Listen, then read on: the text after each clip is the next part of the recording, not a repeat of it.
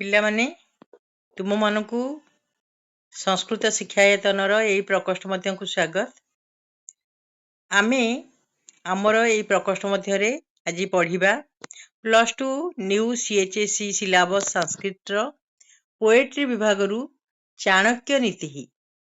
ଏହି ଚାଣକ୍ୟ ନୀତିର ଆମେ ଦୁଇଟି ଶ୍ଲୋକ ଆମେ ପ୍ରଥମ ଭାଗରେ ପଢ଼ି ସାରିଛେ।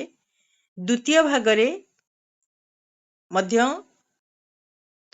2 ଆଉ 3 ଶ୍ଲୋକଟିକୁ ପଢ଼ିଛେ ପୁନର୍ବାର। ଆଜି ଆମେ ତୃତୀୟ ଭାଗରେ ପଢ଼ିବା ଏଥିରେ ଥିବା ଚତୁର୍ଥ ପଞ୍ଚମ ଶ୍ଲୋକକୁ।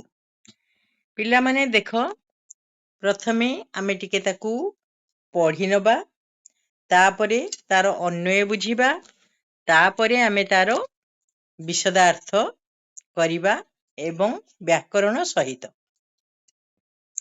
ଦେଖ ପିଲାମାନେ, କ'ଣ ଅଛି ଶ୍ଲୋକଟି? ଅନନ୍ତ ଶାସ୍ତ୍ରମ୍ ବହୁଳାଶ୍ଚ ବିଦ୍ୟାଃ ସ୍ୱଳ୍ପଶ୍ଚ କାଳ ବହୁ ବିଘ୍ନତା ଚ ଯତ୍ ସାରଭୂତମ୍ ତଦୁପାସନୀୟମ୍ ହଂସ ଯଥା କ୍ଷୀରମିବାମ୍ବୁ ମଧ୍ୟାତ୍। ପିଲାମାନେ, ଆଗରୁ କୁହାଯାଇଛି ଯେ ଚାଣକ୍ୟଙ୍କର ବା କୌଟିଲ୍ୟ ବା ବିଷ୍ଣୁଗୁପ୍ତଙ୍କର ଯେଉଁ ଶ୍ଲୋକ ଗୁଡ଼ିକ ଆମ ପୁସ୍ତକରେ ଦିଆଯାଇଛି, ଏଗୁଡ଼ିକ ଗୋଟିଏ ଗୋଟିଏ ଦୀପ ସଦୃଶ। ଏହା ଆମର ଅଜ୍ଞାନ ରୂପକ ଅନ୍ଧକାରକୁ ସମ୍ପୂର୍ଣ୍ଣ ଦୂର କରି ଆଲୋକ ବର୍ତ୍ତିକା ଆମ ଜୀବନରେ ଜଳାଇଥାଏ। ଉକ୍ତ ଶ୍ଲୋକଟି ତନ୍ମଧ୍ୟରୁ ଗୋଟିଏ। ଦେଖ, ଆମ ସୃଷ୍ଟିରେ ପ୍ରଥମେ ଓଡ଼ିଆ ଟିକେ ଜାଣିନିଅ। ଅନେକ ଗୁଡ଼ିଏ ଶାସ୍ତ୍ର ଅଛି, ଅନେକ ବିଦ୍ୟା ଅଛି। ଆମେ କ'ଣ ପଢ଼ିପାରିବା? କାରଣ ଆମର ସମୟ ଆମ ପାଇଁ ବହୁତ କମ୍। ଅନେକ ବାଧାବିଘ୍ନ ମଧ୍ୟ ଅଛି ଆମ ଜୀବନରେ। ତେଣୁ ଆମେ ସେଇ ଯେଉଁ ଜିନିଷ ଗୁଡ଼ିକ, ଯେଉଁ ଶାସ୍ତ୍ର ବିଦ୍ୟା ରହିଛି, ତାର ସାର କଥା ଯଦି ଆମେ ଜାଣିନେବା, ସାର କଥାକୁ ଯଦି ଗ୍ରହଣ କରି ନେଇଯିବା, ତାହେଲେ ଆମେ ବୋଧହୁଏ ଅଳ୍ପ ସମୟରେ ସଂସାରରୁ କିଛି କିଛି ଜ୍ଞାନ ଅର୍ଜନ କରିପାରିବା। ଯେପରି ହଂସ କ୍ଷୀର ଆଉ ନୀର ମଧ୍ୟରୁ କ୍ଷୀରକୁ ସଂଗ୍ରହ କରି ନିଏ, ନୀରକୁ ଅଲଗା କରିଦିଏ। ତାହେଲେ ଏବେ ଆମେ ଶ୍ଲୋକଟିକୁ ଦେଖ, ମୁଁ ଗୋଟି ଗୋଟି କରି କହୁଛି, ବୁଝ। ଅନନ୍ତ ଶାସ୍ତ୍ରମ୍, ଅନନ୍ତ ଅବିଦ୍ୟମାନମ୍ ଅନ୍ତମ୍ ଯସ୍ୟ ତତ୍ ଅନନ୍ତ, ନାଇଁ? ତାହେଲେ ନିଷେଧାର୍ଥକ ବହୁବ୍ରୀହି। ଶାସ୍ତ୍ରମ୍ ଅନନ୍ତମ୍, ଶାସ୍ତ୍ର କାହାକୁ କୁହାଯାଏ ପିଲାମାନେ ଜାଣିଛ? ଶାସ୍ୟତେ ଇତି ଶାସ୍ତ୍ର, ଅର୍ଥାତ୍ ଯେଉଁଥିରୁ ଆମେ ଶାସିତ ହେଉ, ଯାହା ଜାଣିବା ପରେ ଆମେ ନିଜକୁ ଶାସିତ କରୁ, ଶାସନ କରୁ, ତାହା ହେଉଛି ଶାସ୍ତ୍ର। ତାହେଲେ ଶାସ୍ତ୍ର ଅନନ୍ତ, ଅବିଦ୍ୟମାନମ୍ ଅନ୍ତମ୍, ତାର ଅନ୍ତ ନାହିଁ, ତାର ଶେଷ ନାହିଁ। ଅନେକ ଶାସ୍ତ୍ର ରହିଛି। ବହୁଳାଶ୍ଚ ବିଦ୍ୟାଃ, ଏଇ ଯୋଉ ବିଦ୍ୟା ଆମେ କହୁଛେ, ପୂର୍ବ ପିରିୟଡ଼ରେ ମୁଁ କହିଥିଲି ବିଦ୍ୟା, ବିଦ୍ୟାର ବିଦ୍ ଯୁକ୍ତ କ୍ୟପ୍, ସ୍ତ୍ରୀ ଟାପ୍, ଏହାର ପ୍ରକୃତି ପ୍ରତ୍ୟୟ। ବହୁଳାଶ୍ଚ, ସନ୍ଧି ବିଚ୍ଛେଦ ଟିକେ କରିଦେବା, ବହୁଳା ଯୁକ୍ତ ଚ ହେଲା। ବହୁଳରେ ବିସର୍ଗ ରହିବ ପିଲାମାନେ, ବହୁଳାହା ଯୁକ୍ତ ଚ। ତାହେଲେ ବହୁଳାଶ୍ଚ ବିଦ୍ୟା, ବିଦ୍ୟା ଗୋଟେ ସ୍ତ୍ରୀଲିଙ୍ଗ ପଦଟିଏ, ତେଣୁ ତା ପାଇଁ ଲାଗିଛି ବହୁଳା। ବିଦ୍ୟା ଅନେକ ପ୍ରକାର ଅଛି, ବିଭିନ୍ନ ପ୍ରକାର ଅଛି। ସ୍ୱଳ୍ପଶ୍ଚ କାଳ, ସନ୍ଧି ବିଚ୍ଛେଦ କରିଦିଅ, ସ୍ୱଳ୍ପଃ ଯୁକ୍ତ ଚ, ସ୍ୱଳ୍ପଶ୍ଚ, ସ୍ୱଳ୍ପ ମାନେ କମ୍, ଚ ମାନେ ଓ ବା ମଧ୍ୟ। ତାହେଲେ ଓ କାଳ, କାଳ ମାନେ ସମୟ, କାଳୋ ପିଲାମାନେ ଲେଖା ହେଇଛି, ତେଣୁ ଏଇଟା ସନ୍ଧି ହେଇଛି। କାଳଃ ଯୁକ୍ତ ବହୁ ବିଘ୍ନତା ହେଲା। ତାହେଲେ ଏଇଠି ଆମେ ରହିଯିବା ସ୍ୱଳ୍ପଃ ଚ କାଳ, ଅର୍ଥାତ୍ କାଳ ବା ସମୟ ଆମ ଉପରେ ବହୁତ କମ୍, ନାଇଁ? ସଂସାରକୁ ବହୁତ କମ୍ ସମୟ ପାଇଁ ଆମେ ଆସିଛେ। କାଳ ତ ଅନନ୍ତ କାଳ ପଡ଼ିଛି, ନାଇଁ? କିନ୍ତୁ ଆମେ ଆସିଛେ ବହୁତ କମ୍ ସମୟ ପାଇଁ। ତା ଭିତରେ ଅନେକ ବହୁ ବିଘ୍ନତା, ଅନେକ ବିଘ୍ନ ରହିଛି ସଂସାର କ୍ଷେତ୍ରରେ। ଯେହେତୁ ଆମେ ରହିଛେ ମୋହମାୟା ଭିତରେ ବାନ୍ଧି ହେଇକି ରହିଛେ, ତେଣୁ ଅନେକ ପ୍ରକାର ବିଘ୍ନ ରହିଛି ତା ଭିତରେ। ସମୟ କମ୍, ବିଘ୍ନ ଅନେକ। ତେଣୁ ଆମେ କ'ଣ କରିପାରିବା? ସବୁ ଶାସ୍ତ୍ରକୁ ଆମେ ପଢି ପାରିବା ନାହିଁ ଏକା ସାଙ୍ଗରେ, କମ ସମୟ ଭିତରେ, ଆମର ଜୀବନ ଭିତରେ। ତେଣୁ କଣ କରିପାରିବା ଆମେ, କେମିତି ସବୁ କିଛି ଆୟତ୍ତ କରିପାରିବା? ନା ଯତ୍ ସାରଭୂତମ୍, ସନ୍ଧି ବିଚ୍ଛେଦ କରିଦବା। ଯତ୍ ଯୁକ୍ତ ସାରଭୂତମ୍, ଯତ୍ କହିଲେ ଯାହା, ଯାହା ସାର ବା ମୁଖ୍ୟାଂଶ, ସାରାଂଶ, ତଦୁପାସନୀୟମ୍, ସନ୍ଧି ବିଚ୍ଛେଦ କର। ତତ୍ ଯୁକ୍ତ ଉପାସନୀୟମ୍, ତତ୍ ମାନେ ତାହା, ଉପାସନୀୟମ୍ କହିଲେ ଗ୍ରହଣୀୟ, ହେଲା। ତାହେଲେ ଯାହା ସାର, ସାରାଂଶ, ମୁଖ୍ୟାଂଶ, ମୁଖ୍ୟ ପଏଣ୍ଟ, ମେନ୍ ଜିନିଷ, ତାକୁ ହିଁ ଆମେ ଗ୍ରହଣ କରିବା। ଯେପରି ହଂସୋ ଯଥା, ହଂସଃ ଯୁକ୍ତ ଯଥା, ହଂସ ତମେ ଜାଣିଛ ନାଇଁ? ହଂସ ନିରୀହ ପକ୍ଷୀଟିଏ। ଯଥା, ଯଥା କହିଲେ ଯେପରି, ଯେପରି ହଂସ କ୍ଷୀରମ୍ ମିବାମ୍ବୁ ମଧ୍ୟାତ୍, ସନ୍ଧି ବିଚ୍ଛେଦ କର। କ୍ଷୀରମ୍ ଯୁକ୍ତ ଇବ ଯୁକ୍ତ ଅମ୍ବୁ ମଧ୍ୟାତ୍, ହେଲା। ତାହେଲେ କ୍ଷୀର, ଇବ, ଇବ ମାନେ ପରି, କ୍ଷୀର କହିଲେ ଯୋଉ ପୟଃ ନାଇଁ, ସେଇ କ୍ଷୀର ବା ଦୁଗ୍ଧ, ଇବ, ଇବ ମାନେ ସଦୃଶ, ଅମ୍ବୁ ମଧ୍ୟାତ୍, ତାହେଲେ କ୍ଷୀର ଆଉ କ୍ଷୀରରୁ, କ୍ଷୀର ମଧ୍ୟରୁ ଅମ୍ବୁକୁ, କ୍ଷୀରକୁ ଗ୍ରହଣ କରେ, ଅମ୍ବୁକୁ, ଅମ୍ବୁ ମାନେ କଣ, ଜଳ ବା ପାଣି, ତାକୁ ଛାଡ଼ିଦିଏ। ତେଣୁ କ୍ଷୀର ଆଉ କ୍ଷୀର ମଧ୍ୟରୁ ସେ କ୍ଷୀରକୁ ଗ୍ରହଣ କରି ଅମ୍ବୁକୁ କଣ କରେ, ଦୂର କରିଦିଏ। ବୁଝିପାରିଲ? ତାହେଲେ ଏହାର ଓଡ଼ିଆ ଅର୍ଥ କଣ ହେଲା, ଯେ ଏଇ ସୃଷ୍ଟିରେ ଅନନ୍ତ ଶାସ୍ତ୍ର ରହିଛି, ଅନେକ ବିଦ୍ୟା ରହିଛି, ବହୁଳ ବିଦ୍ୟା ରହିଛି, କିନ୍ତୁ ଆମ ପାଇଁ କାଳ ବା ସମୟ କମ ଅଛି, ଅନେକ ବିଘ୍ନ ରହିଛି ଆମ ପାଇଁ। ତେଣୁ ଯାହା ସାର ବା ଯାହା ମୁଖ୍ୟାଂଶ, ତାକୁ ହିଁ ଆମେ ଗ୍ରହଣ କରିବା।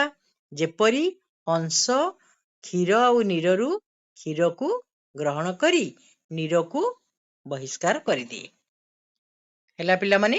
ତାହେଲେ ଆ ଦେହରେ ଅନ୍ୟ ବି କିଛି କରିବାର ଆମକୁ ନାହିଁ, ପୁରା ସରଳ ଭାବରେ ଦେଇଛି।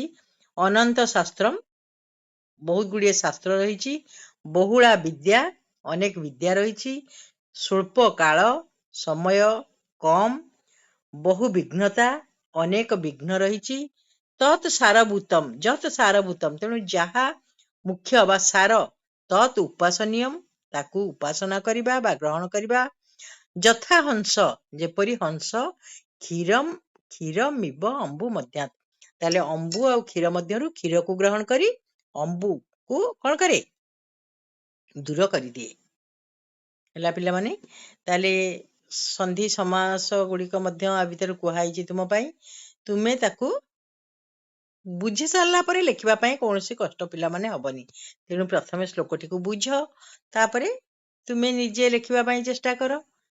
କୌଣସି ଜିନିଷ ବୁଝି ସାରିବା ପରେ ଆରାମସେ ଲେଖି ହବ। ଏବେ ଆମେ ପଢିବା କୋଉ ଶ୍ଲୋକ? ପଞ୍ଚମ ଶ୍ଲୋକ। ପଞ୍ଚମ ଶ୍ଲୋକ ଦେଖ କଣ ଅଛି? ପ୍ରିୟ ବାକ୍ୟ ପ୍ରଦାନେନ ସର୍ବେ ତୁଷ୍ୟନ୍ତି ଜନ୍ତବଃ, ତସ୍ମାତ୍ ତଦେବ ବକ୍ତବ୍ୟମ୍ ବଚନେକା ଦରିଦ୍ରତା। ତାହେଲେ ପିଲାମାନେ ଏଗୁଡ଼ିକ ତୁମ ପାଇଁ ଗୋଟିଏ ଗୋଟିଏ ମାଇଲ ଖୁଣ୍ଟ କୁହାଯାଇଛି ଆଗରୁ। ଏଇ ଯୋଉ ଶ୍ଲୋକ ଗୁଡ଼ିକ ସମସ୍ତେ ଯଦି ସମସ୍ତଙ୍କ ଜୀବନରେ ଆଚରଣ କରନ୍ତି, ତାହେଲେ ଜୀବନଟା ଗୋଟେ ସୁନ୍ଦର ହେଇଯିବ। ଏ ସଂସାର, ଦୁଃଖପୂର୍ଣ୍ଣ ସଂସାରଟି ଆମ ପାଇଁ ଅମୃତମୟ ହେଇଯିବ।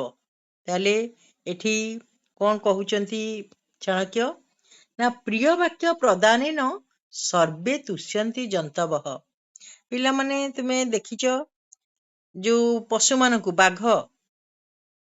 ବାଘ, ସିଂହ, ହାତୀ କେତେ ବଡ଼, ତାକୁ ବି ମାହୁନ୍ତ କଣ କରିପାରେ, ଆୟତ୍ତ କରେ। ବାଘକୁ ବି ମଣିଷ ପୋଷା ମନେଇ ରଖିପାରେ, ସିଂହକୁ ବି ପୋଷା ମନେଇ ରଖିପାରେ। ତାହେଲେ କେବଳ ପ୍ରିୟ ବାକ୍ୟ ବା ପ୍ରିୟ ବ୍ୟବହାର ଦ୍ୱାରା। ତେଣୁ ଏଠି କୁହାଯାଉଛି ଯେ ପ୍ରିୟ ବାକ୍ୟ ପ୍ରଦାନେନ, ଅର୍ଥାତ୍ ଉତ୍ତମ ବାକ୍ୟ ପ୍ରଦାନ କରିବା ଦ୍ୱାରା, କହିବା ଦ୍ୱାରା, ହେଲା। ଭଲ ବାକ୍ୟ, ଭଲ କଥା କହିବା ଦ୍ୱାରା ସର୍ବେ ଅର୍ଥାତ୍ ସମସ୍ତେ, ପ୍ରାଣୀ ମାନେ ଙ୍କ ସହିତ ଜନ୍ତୁମାନେ ବି, ସର୍ବେ ତୁଷ୍ୟନ୍ତି ଜନ୍ତବଃ, ହେଲା। ସର୍ବେ ତୁଷ୍ୟନ୍ତି ଜନ୍ତବଃ, ସମସ୍ତ ଜନ୍ତୁମାନେ ପଶୁମାନେ ବି ତୁଷ୍ୟନ୍ତି। ତୁଷ୍ୟନ୍ତି କହିଲେ ସନ୍ତୁଷ୍ଟ ହୁଅନ୍ତି। ବୁଝିପାରିଲ ପ୍ରଥମ ଲାଇନ୍? ଭାବୁଛି ବୁଝିପାରୁଥିବ। ତାହେଲେ ପ୍ରିୟ ବାକ୍ୟ ଅର୍ଥାତ୍ ଉତ୍ତମ କଥା ପ୍ରଦାନେନ କହିବା ଦ୍ୱାରା, ଦାନ କରିବା ଦ୍ୱାରା, ସର୍ବେ ଜନ୍ତବଃ ଅର୍ଥାତ୍ ସମସ୍ତ ଜନ୍ତୁମାନେ ତୁଷ୍ୟନ୍ତି। ତୁଷ୍ୟନ୍ତି କହିଲେ ସନ୍ତୁଷ୍ଟ ହୁଅନ୍ତି। ନାଇଁ, ତାହେଲେ ପଶୁକୁ ଦେଖ ପିଲାମାନେ, ଆମେ ଯୋଉ ଘରେ ପାଳନ କରୁଛେ, ବିଲେଇଟିଏ ହଉ, କୁକୁରଟିଏ ହଉ, ନେଉଳଟିଏ ହଉ, ତାଙ୍କୁ ସବୁ ପ୍ରିୟ ବ୍ୟବହାର, ଭଲ ବ୍ୟବହାର ଦେଖେଇବା ଦ୍ୱାରା, ଭଲ କହିବା ଦ୍ୱାରା ସେମାନେ କଣ ଏତେ ଆପଣାର ହେଇଯାଆନ୍ତି ଯେ ଛାଡିକି ଯାଆନ୍ତି ନାହିଁ। ମଣିଷକୁ ଛାଡିଦବ, କିନ୍ତୁ ପଶୁମାନେ କଣ, ଯଦି ଭଲ ବ୍ୟବହାର ତମକୁ ପାଇଛନ୍ତି ତାହେଲେ ତମକୁ କେବେ ଛାଡିବେ ନାହିଁ, ଜୀବନ ଦେଇଦେବେ, ତମକୁ ଛାଡିବେ ନାହିଁ। ତାହେଲେ ଏଠି ମଧ୍ୟ ଚାଣକ୍ୟ ସେଇଆ କହୁଛନ୍ତି ଯେ ପ୍ରିୟ ବାକ୍ୟ କହିବା ଦ୍ୱାରା ସମସ୍ତ ଜନ୍ତୁମାନେ ବି କଣ ସନ୍ତୁଷ୍ଟ ହୁଅନ୍ତି। ତାହେଲେ ତସ୍ମାତ୍ ତଦେବ ବକ୍ତବ୍ୟମ୍, ଆମେ ଏଠି ସନ୍ଧି ବିଚ୍ଛେଦ ଟିକେ କରିଦବା। ତସ୍ମାତ୍ ଯୁକ୍ତ ତତ୍ ଯୁକ୍ତ ଏବ। ତସ୍ମାତ୍ ମାନେ ସେହି ହେତୁରୁ। ସେହି ହେତୁରୁ, କୋଉ ହେତୁରୁ? ଯେହେତୁ ଜନ୍ତୁମାନେ ବି ସନ୍ତୁଷ୍ଟ ହେଇଯାଉଛନ୍ତି ପ୍ରିୟ କଥାରେ, ସେହି ହେତୁରୁ ତଦେବ ବକ୍ତବ୍ୟମ୍, ତଦେବ ଦେଇଛି, ତଦେବ। ତାହେଲେ ଏଠି ସନ୍ଧି ବିଚ୍ଛେଦ କଲେ ତସ୍ମାତ୍ ଯୁକ୍ତ ତତ୍ ଯୁକ୍ତ ଏବ। ତସ୍ମାତ୍ କହିଲେ ସେହି ହେତୁରୁ, ତଦେବ ବକ୍ତବ୍ୟମ୍, ତତ୍ ମାନେ ତାହା, ଏବ ମାନେ ହିଁ, ବକ୍ତବ୍ୟମ୍ ପ୍ରକୃତି ପ୍ରତ୍ୟୟ କରିବା, ବଚ୍ ଯୁକ୍ତ ତବ୍ୟ, ବକ୍ତବ୍ୟ, ବଚ୍ ଧାତୁରୁ ତବ୍ୟ ପ୍ରତ୍ୟୟ ହେଇଛି, ବକ୍ତବ୍ୟମ୍। ଆମେ କୃଦନ୍ତ ପ୍ରତ୍ୟୟ କହୁ। ତାହେଲେ ସେହି ହେତୁରୁ ତାହା ହିଁ କହିବା ଉଚିତ। କାରଣ ବଚନେ କା ଦରିଦ୍ରତା ହେଲା, ତୁମ ଉପରେ ଛାଡି ଦେଇଛନ୍ତି, ତୁମେ ଡିସାଇଡ କରିବ। ବଚନେ କା ଦରିଦ୍ରତା, ତାହେଲେ ବଚନରେ କଣ ଦରିଦ୍ର ହେଇଯାଉଛ ତୁମେ? ଯଦି ଆମେ କାହାକୁ କିଛି କହିଦେବା ତାହେଲେ କଣ କଥାରେ ତମେ ଦରିଦ୍ର ହେଇଯିବ?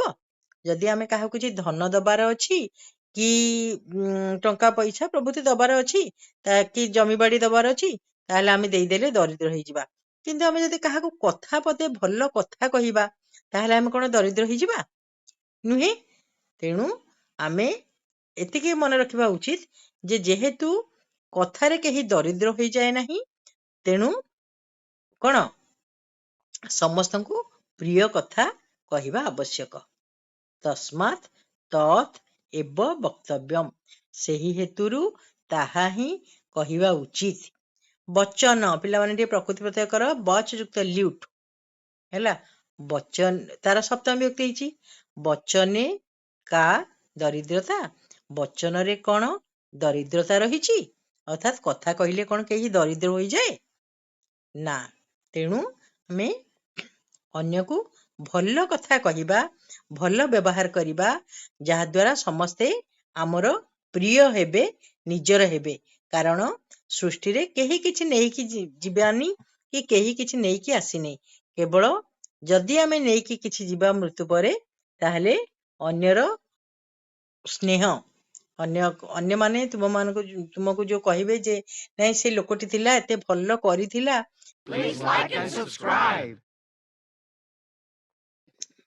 ତାହେଲେ ପିଲାମାନେ, ଆମେ ଶ୍ଲୋକ 2ଟି ପଢିଲେ, ତୁମେ ମାନେ ସେଇ 2ଟି ଶ୍ଲୋକକୁ ହିଁ ଦୁଇ ଶ୍ଲୋକ କରି ମୁଁ ପଢଉଛି, ତେଣୁ ତୁମେ ତାକୁ ହିଁ ବୁଝ।